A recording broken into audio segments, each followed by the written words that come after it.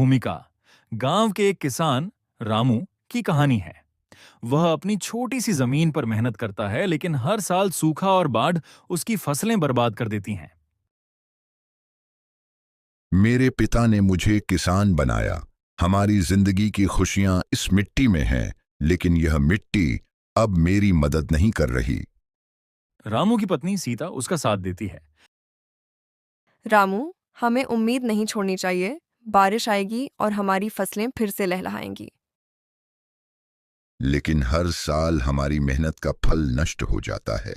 अब हमारे पास कुछ नहीं बचा। गांव में हर कोई रामू की स्थिति को समझता है, लेकिन कोई मदद नहीं कर पाता। रामू, तुम अकेले नहीं हो। हम सब किसानों की हालत एक जैसी है। हमारी मेहनत और सपने तो हैं, लेकिन अब हमें कर्ज चुकाने के लिए क्या करना होगा?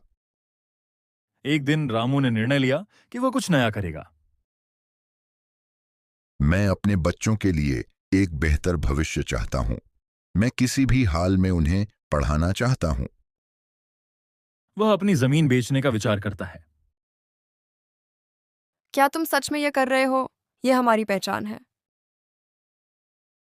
अगर जमीन से कुछ नहीं मिल रहा, तो क्या हमें अपने बच्चों का भविष्य नहीं बचाना चाहिए? रामू अपनी जमीन बेचता है और बच्चों को शहर के स्कूल में दाखिला दिलाता है। मैंने तुम्हारे लिए यह सब किया है। तुम्हें पढ़ाई करके सफल होना है। लेकिन बच्चे पढ़ाई में असफल होते हैं और शहर की जिंदगी में उलझ जाते हैं। रामू, क्या हमने सही किया? हमारी मेहनत और सामान क्या ऐसे ही बर्बाद होगा? मैंने सोचा था कि शिक्षा से हमारी जिंदगी बदल जाएगी, लेकिन अब मैं खुद को खोया हुआ महसूस कर रहा हूं। गांव में फिर से सूखा आता है। हमारे पास अब कुछ भी नहीं बचा। क्या हमें फिर से खेती करनी चाहिए? गांव के अन्य किसान भी रामू के साथ एकजुट होते हैं। हम मिलकर काम करेंगे, हमें एक दूसरे की मदद करनी होगी। वह सब मिलकर नई तकनीक और सहयोग से खेती करने का निर्णय लेते हैं। हमारी मेहनत कभी बेकार नहीं जाएगी। हमें एक दूसरे का सहारा बनना होगा। किसान फिर से एकजुट होते हैं और मिलकर खेती करने लगते हैं। धीरे धीरे उनकी मेहनत रंग लाती है और फसलें लहलहाने लगती हैं।